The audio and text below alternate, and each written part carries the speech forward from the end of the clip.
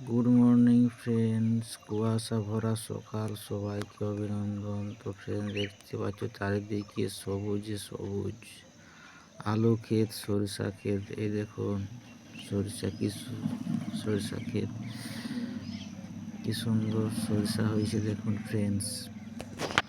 চারিদিকটা খালি সবুজে সবুজ। সকালে উঠে মনটা ভরে গেল দেখে। তো এরপরে তো ফ্রেন্ডস, হাঁটতে হাঁটতে দেখো পুকুর পাড়ে পৌঁছে গেছি। পুকুরটা প্রায় ভরে গেছে ফ্রেন্ডস। তো এখন শীতকালে পুকুর শুকনো হয়ে যায়, কিন্তু আমাদের এখানে প্রায় ভরে গেছে। তার কারণ হচ্ছে এখানে কেনেলের জলে আমাদের পুকুর প্রায় ভরে যায়।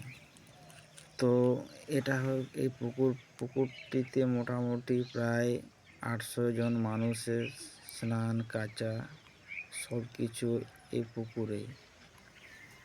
দেখতে পাচ্ছ ফ্রেন্ডস, ওটা হচ্ছে পাড়। প্রায় একবারে জলাশয়ের ধারে দেখি একটা কাঁকড়া ঘোরাঘুরি করছে, তো ছবি না তুলে থাকতে পারলাম না।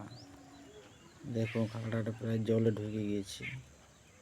তোমাদের কাছে ছবিটি তুলে ধরলাম। সবাইকে থ্যাংক ইউ।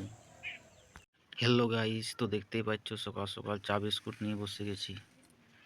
কে কে চা বিস্কুট খেতে চাও চলে এসো।